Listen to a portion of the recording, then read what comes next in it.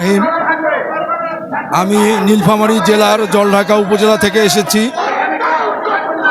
আমরা আমাদের এই স্কুলগুলো 2005 সালে প্রতিষ্ঠিত, তখন থেকে শুরু করে অদ্যাবধি আমরা বিনা বেতনে তৃণমূল পর্যায়ের কোমলমতি শিক্ষকদের শিক্ষার সেবা দিয়ে আসছি।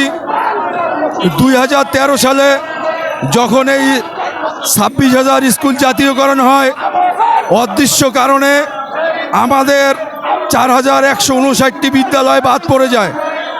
তখন থেকে শুরু করে অদ্যাবধি আমরা সরকারের বিভিন্ন দপ্তরে যোগাযোগ করে যাচ্ছি, কিন্তু দীর্ঘ 1.5 যুগেরও বেশি সময় পেরিয়ে গেলেও আজ পর্যন্ত আমাদের এই স্কুলগুলো জাতীয়করণের আওতায় আনা হয়নি।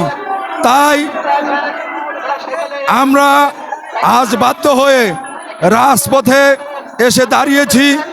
তত্ত্বাবধায়ক সরকারের প্রধান উপদেষ্টা ডক্টর মোহাম্মদ ইউনূস স্যারের কাছে আমাদের আবেদন, অনতিবিলম্বে আমাদের এই স্কুলগুলি জাতীয়করণের আওতায় এনে অথবা আমাদের ডাল ভাতের ব্যবস্থা করে দিয়ে আমাদের দ্রুত ঘরে ফেরার ব্যবস্থা করে দেওয়া হোক।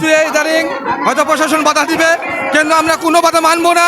আমাদের কাঙ্ক্ষিত লক্ষ্য পৌঁছার জন্য আজকে দরকারে জীবন নিব ইনশাল্লাহ।